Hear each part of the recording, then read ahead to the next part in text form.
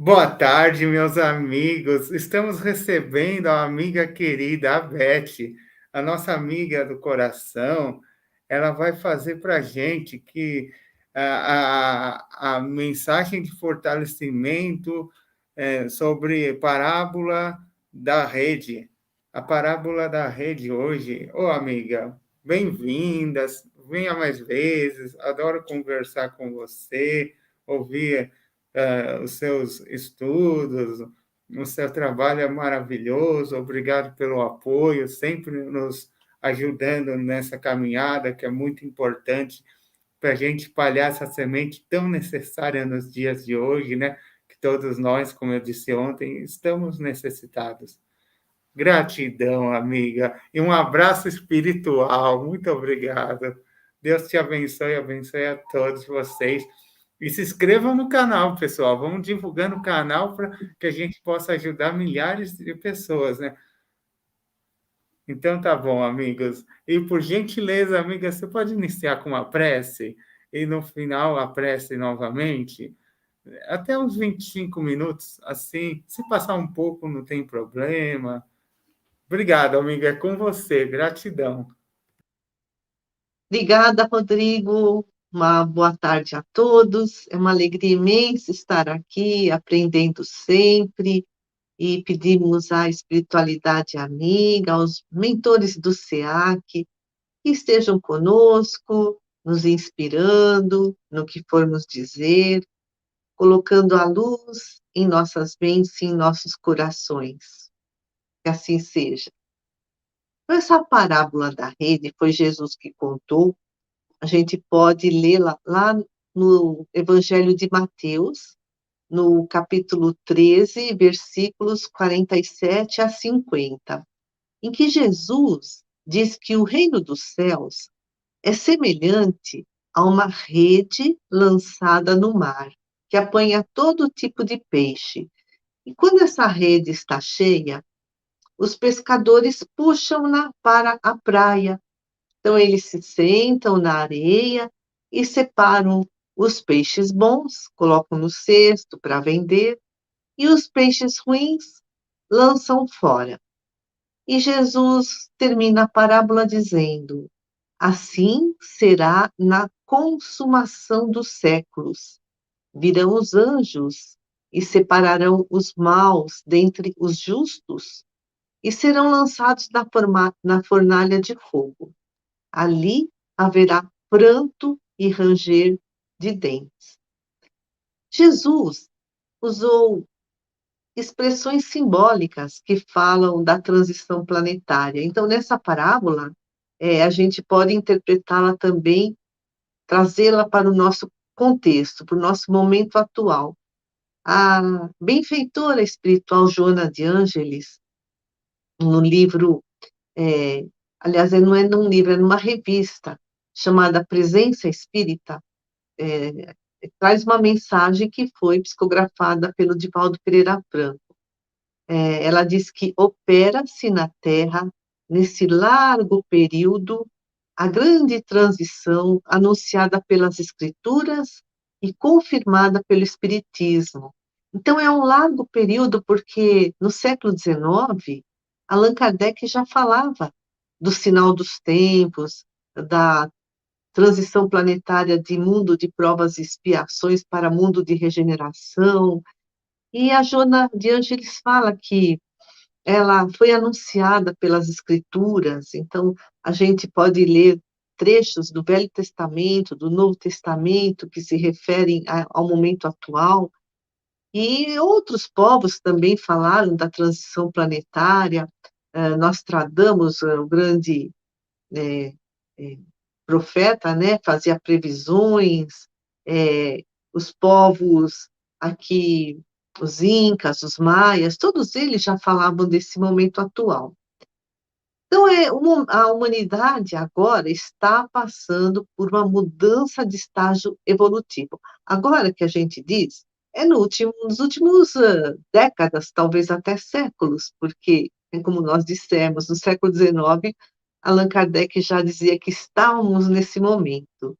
Então, a Terra está subindo de nível, de provas e expiações para mundo de regeneração. Um mundo mais primitivo, de sofrimento, onde o mal predomina, para um mundo de regeneração, um mundo onde o bem irá predominar, portanto, haverá menos sofrimento. O escritor espírita Vladimir Stefanov escreveu um dos capítulos do livro Parábola de Jesus à luz da doutrina espírita. E é muito interessante que ele faz uma interpretação da parábola da rede.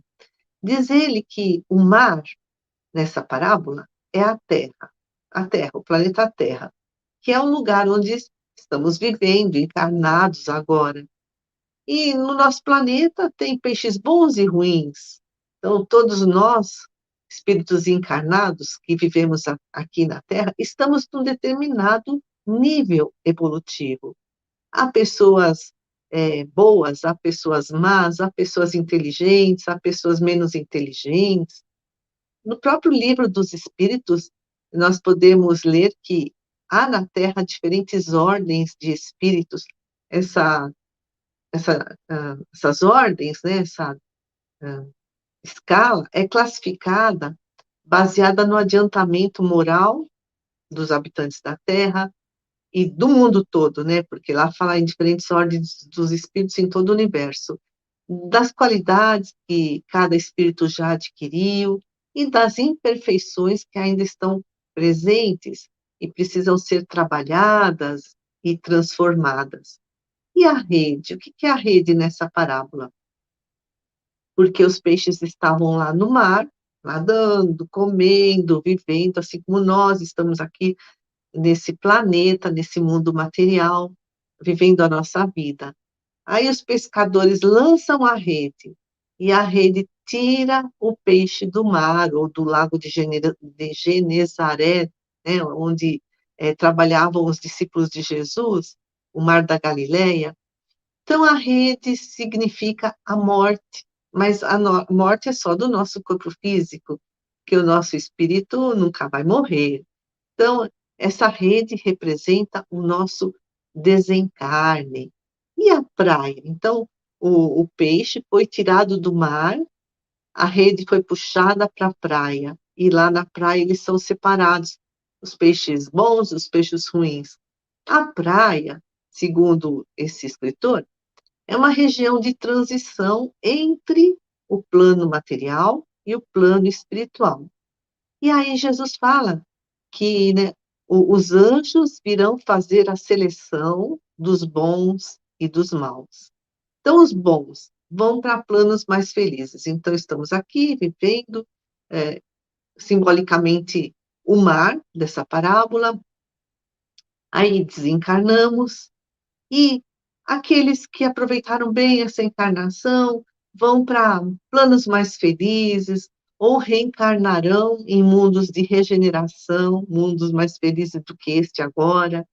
Jesus mesmo disse: os mansos herdarão a terra, e os peixes ruins, diz a parábola, serão lançados fora. Então, são as pessoas más, as pessoas que estão em estágios evolutivos mais atrasados, irão para mundos mais primitivos do que esse atualmente, planeta Terra. Como castigo? Não. Será uma oportunidade de continuar o próprio aprendizado e a própria evolução espiritual. Diz o Vladimir, Jesus foi muito sábio ao escolher como exemplo os pescadores que separam os peixes, porque os pescadores jogam os peixes pequenos no mar. Quer dizer, lançam fora, significa não deixam assim o peixe na areia, eles, por serem pequenos, os peixes pouco desenvolvidos, eles devolvem para o mar, para que possam continuar crescendo e futuramente serão pescados novamente.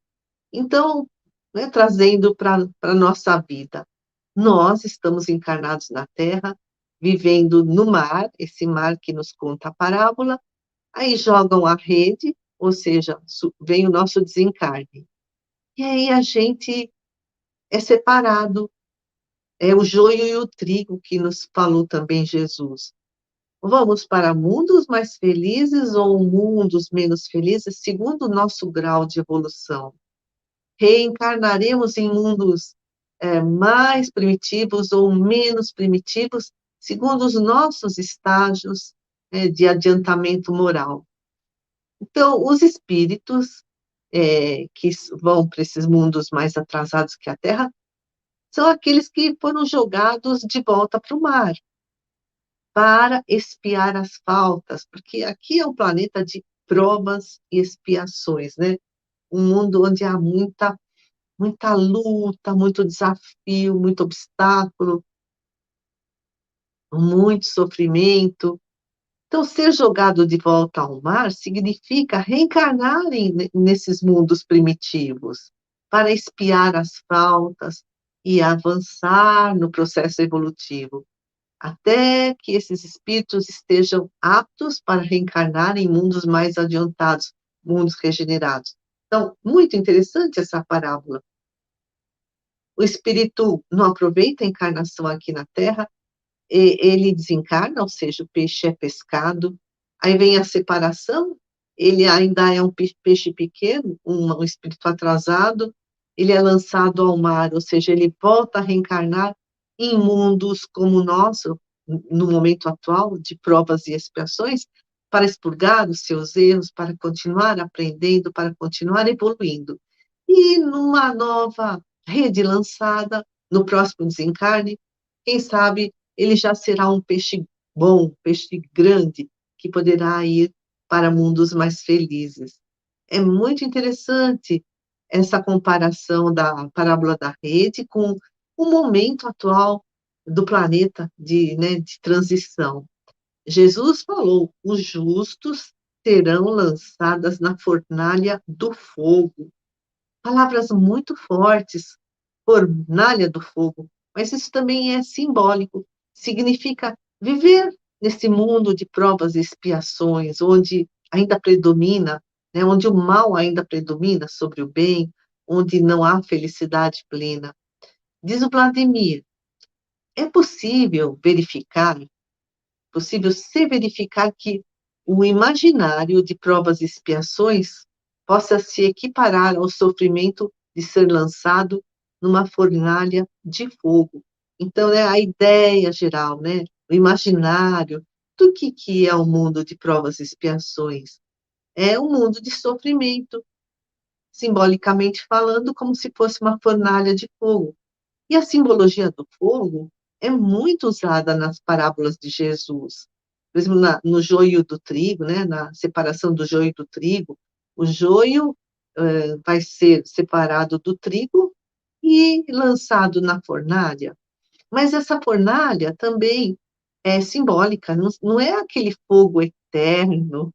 Infelizmente, há pessoas que acreditam no inferno com penas eternas, mas aqui o fogo está simbolizando um instrumento purificador, mas é temporário, enquanto for necessário, enquanto precisarmos expurgar, quitar nossas culpas, os nossos débitos, os nossos erros do passado.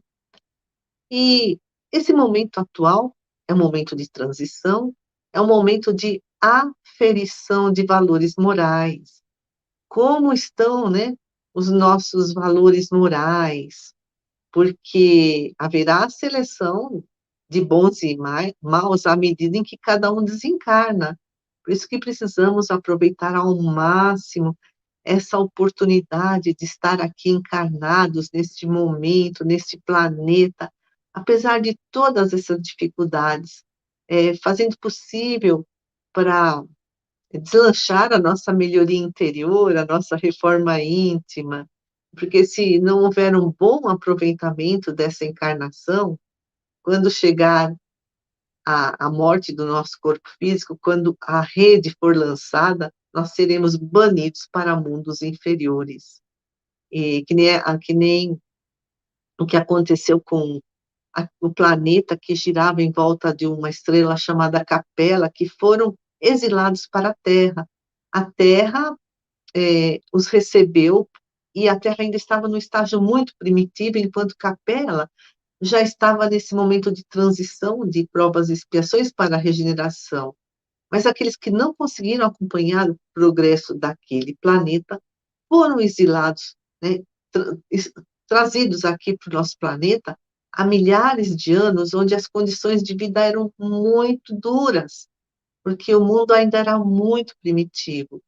Essa também é a ideia que deu origem ao mito do paraíso perdido, que ficou no inconsciente coletivo da humanidade, porque aquele planeta, um planeta já bem evoluído, era um paraíso comparado a milhares de anos o nosso planeta. Então é um paraíso que se perdeu e isso ficou no inconsciente daqueles povos que vieram para cá. Então, voltando a falar do fogo, né? Jesus compara o assim com fogo intenso, né? Compara as quitações com fogo intenso, mas é purificador, é temporário. E Jesus fala também uma frase muito forte, que lá, né, nesses mundos mais primitivos, haverá choro e ranger de dentes. Aqueles que desencarnarem e não puderem mais reencarnar no planeta Terra, porque não foram mansos, Jesus disse que são os mansos que herdaram a Terra, mas, né, aproveitaram a existência para fazer maldade, então, para onde eles forem, haverá choro e ranger de dentes. E alguns que vieram lá desse planeta que gira em volta da estrela Capela, eles vieram, mas vieram com resignação, apesar de chorarem a perda do paraíso. Ou mesmo aqueles que não puderem reencarnar depois do desencarne num mundo melhor, mais feliz, também chorarão, entrarão num momento de tristeza, mas se resignarão. Então Jesus fala: lá haverá choro. Mas outros, daqueles que vieram dessa estrela Capela, se revoltaram, se encheram de raiva e desespero, e ou então, alguns que, né, nessa separação do joio e trigo, nessa separação de peixes e bons e maus, após puxar a rede, forem para mundos mais primitivos, vão se revoltar, vão se enraivecer, vão se desesperar. E aí é que Jesus fala: haverá ranger de dentes. Então, choro para aqueles que aceitarem a sua condição apesar da grande tristeza, e ranger de dentes aqueles que se revoltarem. E há também aqueles que acreditam na consumação dos séculos, ou seja, ao final dos tempos, né? O mundo vai um dia acabar, a humanidade toda vai acabar.